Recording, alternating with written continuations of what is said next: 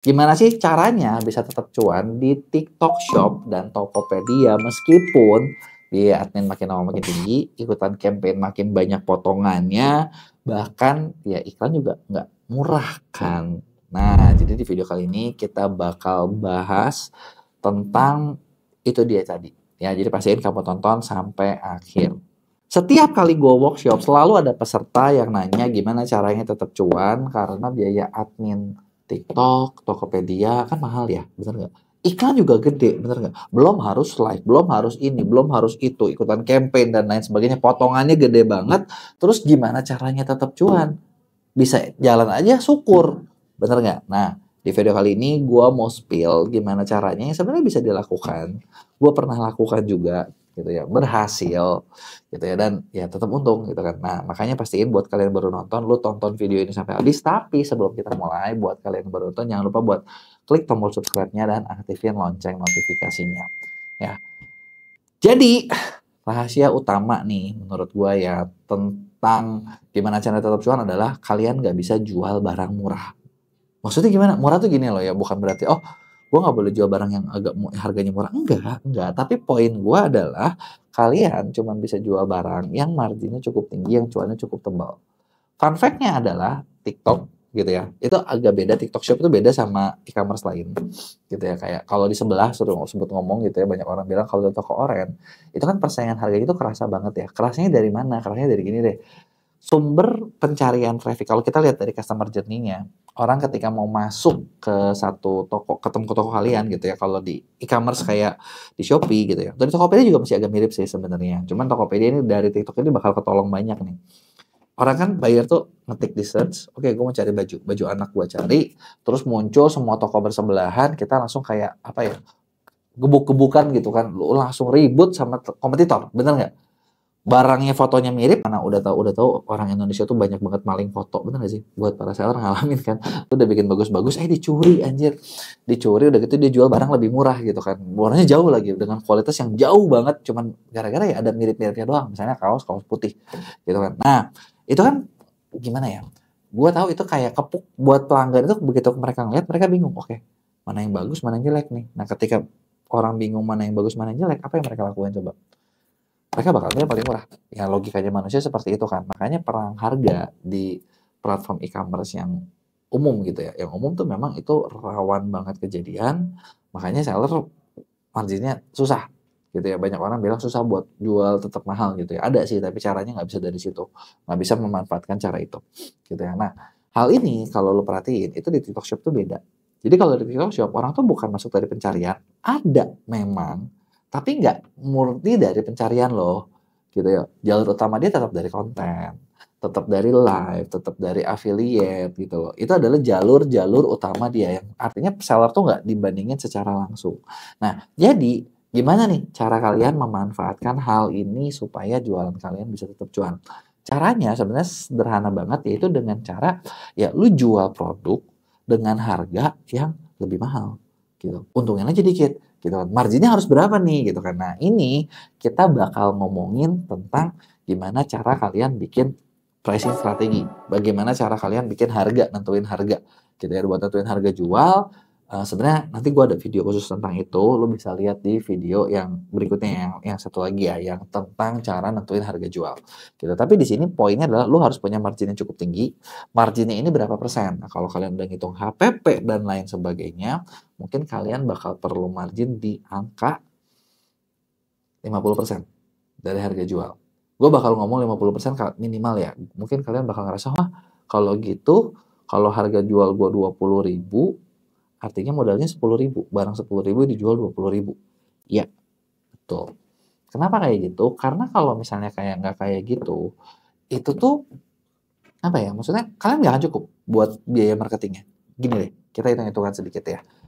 Satu, biaya admin TikTok Shop, Tokopedia, bahkan misalnya di Shopee juga sama, lo bisa you name it lah, samain aja. Kurang lebih sekarang mungkin 10%-an lebih.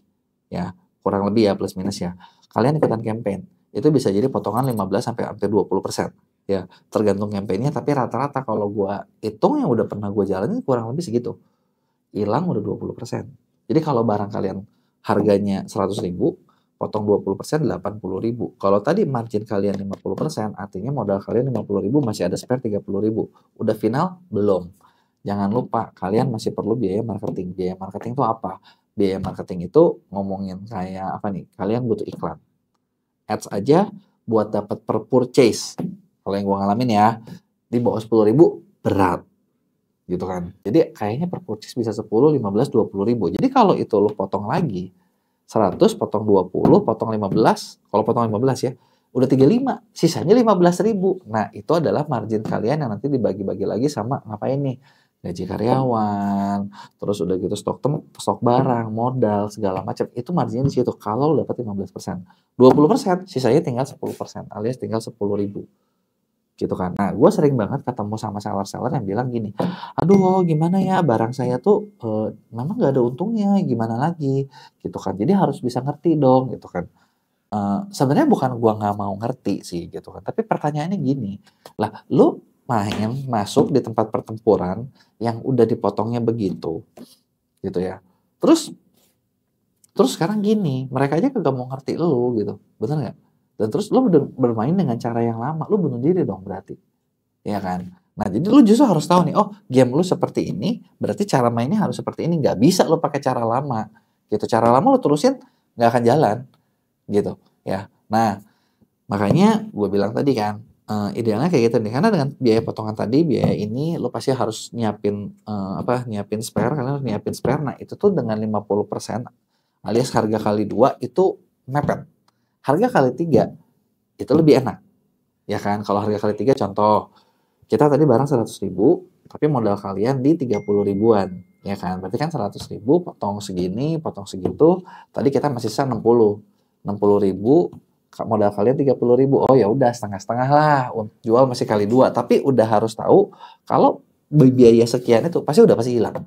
Gitu ya. Nah itu kalau mau bisnisnya gede. Kalau nggak ya memang bisa nggak? Saya nggak mau gitu deh. Tapi ya udah saya asal jalan, bisa nggak? Bisa. Tapi mungkin nggak bakal dapat omset yang besar. Nggak mungkin. Kenapa? Karena kalian tidak punya budget dan itu yang lo harus sadari. Gitu. Nah terus pertanyaannya kalau gitu, gimana caranya gitu ya supaya ketika kalian bisa jualan tapi tetap dibeli gitu kan? Nah kadang kan orang tuh suka nanyanya ke situ kan. Ah, kalau gitu gimana nih caranya biar gue bisa jual harganya tetap mahal, orang-orang tetap pada mau beli. Nah, itu adalah problem yang berbeda. Nah, tapi gue mau kasih tahu ke kalian, ini ada beberapa gini. Buat kalian jual harga, satu orang TikTok itu nggak terlalu peduli, mereka nggak terlalu kelihatan. Nah, yang perlu kalian ngerti juga di TikTok itu ternyata TikTok sendiri udah ngeriset dan mereka tuh ngebagi pembeli mereka gitu ya. Ini gue hasil riset TikTok yang mau gue kasih ke kalian. Jadi 4 kategori. 4 kategorinya apa aja nih gitu ya. Nah, jadi 4 kategori ini mereka buyer personanya dibagi seperti ini gitu ya. Nah, tinggal gini, kalian lagi mau nargetin yang mana? Nah, jangan sampai kalian salah target. Kebayang nggak? Nah, tipe pertama yang mereka punya itu adalah dari riset TikTok, mereka ngebagi jadi 4 kategori. Nah, 4 kategori ini adalah orang yang paling banyak ada di TikTok nih. Pertama, the bargain hunter. Bargain hunter ini adalah orang-orang pencari diskon. Nah, pencari diskon. Nah, ini sekarang ini, apakah pencari diskon berarti mereka yang cari barang paling murah? Enggak juga. Ngomongin kategorinya adalah, kata kuncinya adalah pencari diskon. Diskon bukan berarti harus barang termurah. Contoh gini, gue punya barang. Ini ada kantong buat mic, ada tempat mic-nya. Ya, barang gue ini gitu ya. Yang ini harganya 50.000. Yang ini harganya misalnya katakanlah 200.000. Secara harga ini 4 kali lebih mahal daripada ini. Tapi 50.000 ini ya udah harganya 50.000 doang. Nggak ada diskon apapun. Si 200.000 dia lagi ada flash sale. Dan flash sale ini fungsinya sama nih sebenarnya. Fungsinya anggaplah kalian fungsinya sama. 200.000 ini flash sale-nya ini harganya jadi 50%. Jadi 100.000. Nah, menurut kalian mana yang bakal dibeli sama bargain hunter? Apakah yang 50.000 ini termurah atau yang 100.000?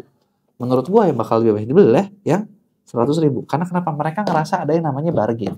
Ada yang namanya diskon dan itulah yang dijual sama TikTok. Jadi kayak flash sale itu buat dapetin yang seperti itu. Nah, ketika kalian nggak ngerti, nah kalian kan, oh, gue selalu jual paling murah.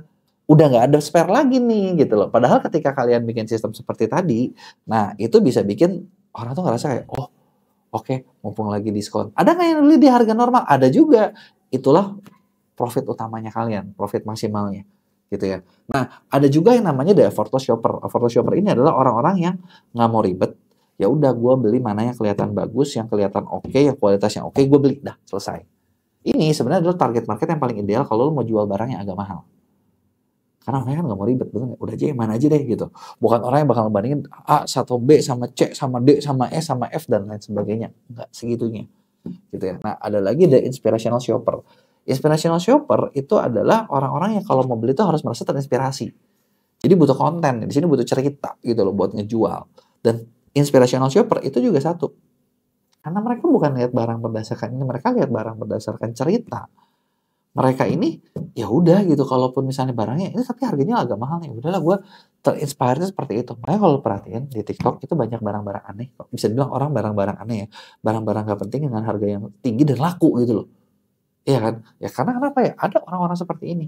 Dan satu lagi adalah the purposeful shopper. Purposeful shopper ini adalah orang-orang yang kalau beli barang ngelihat kayak ada tujuan apa nih di belakangnya, tujuannya mulia nggak gitu loh. Nah, makanya mulai muncul nih banyak istilah tren-tren baru kayak di dunia fashion, di mana yang bilang kalau misalnya oh produk ini tuh ada yang namanya apa vegan leather. Oh, salah satu contoh-contohnya mungkin kalian sering pernah dengar lah. Gue juga dulu waktu vegan leather. Vegan kan vegetarian ya. Leather kulit gitu. Gimana caranya? Ya sebenarnya kulit sintetis kan, cuman dibuatnya seperti itu gitu. Seolah-olah seperti itu dan itu dibeli juga sama mereka. Jadi kayak di TikTok ini ternyata mereka bukan orang-orang, kalau penelitian TikTok itu nggak se-price sensitif itu, nggak seorang yang harus harga termurah. Jadi kalau gitu ya ngapain lu jual murah? Bener nggak? Ngapain lu jual murah? Lu mending jual ada untungnya, bikinlah barang yang lebih profit lagi. Jadi kalian bisa jual dan kalian bisa tetap untung. Gitu. Cara jual harganya lebih mahal tapi tetap untung kayak gimana? Gue ada video lain yang kalian bisa lihat. Ini ada study case yang gue alami sendiri, yang gue ceritain di situ. Jadi lo bisa lihat caranya di video yang berikutnya. Buat kalian yang udah nangkep konsep yang gue tadi bahas, tapi misalnya kalian mau mengeksekusikan. Gue tahu mendengar tuh gampang. Yang paling susah tuh eksekusinya kan. Prakteknya, oke, gue jual baju, gue jual ini, gue jual itu. Gimana nih caranya biar harga gue bisa lebih tinggi? Gimana nih caranya biar gue bisa lebih untung? Gitu kan. Harga gue bisa berapa sih dan lain sebagainya. Tenang, kita bisa bantuin kalian. Jadi, gue dan Mia punya beberapa program. Ada satu program kita kerjasama dengan beberapa konsultan. Kita bikin pendampingan yang namanya pendampingan orang dalam. Di pendampingan ordal ini nih, nah kita udah punya tim konsultan yang bakal bantu ngerisetin tokonya kalian. Jadi di riset toko kalian seperti apa, market kalian seperti apa, kompetitornya kayak gimana. Terus kalian tuh cocoknya ketemunya sama siapa, harusnya jualannya seperti apa, itu kita bisa bikinin semuanya secara detail. Jadi kalian tinggal praktekin aja deh. Oke, ini kurang lebih kayak gini, strateginya seperti ini, kalian yang praktekin sendiri. Atau buat kalian nih, oke, gue nangkep sih konsepnya, tapi gue nggak yakin nih produk gue bisa kejual. Bisa nggak produk gue tuh dibikin kelihatan lebih oke, lebih bagus, lebih menjual sama Mia. Jadi supaya ketika gue jualan, nah gue bisa lebih laku nih gitu kan jualan produknya. Tenang aja, kita di Mia punya tim juga yang bisa buat ngerjain produk kalian secara langsung. Nah, buat kalian yang mau, lo bisa klik di deskripsi. Itu nanti ada bagian link kerja sama dengan gua. Nanti tim bisnis konsultannya bakal kontak kalian buat ngobrol langsung apa yang harus dilakuin. Itu dia tadi rahasia biar kalian tetap cuan meskipun harganya tinggi, iklannya mahal, lo mau ngapa-ngapain bisa deh semua juga selama lo tahu caranya. Ya, kasih tahu gua pendapat kalian di komen. Kalau ada yang mau tanya juga, lo boleh tulis di situ. Jangan lupa like dan share.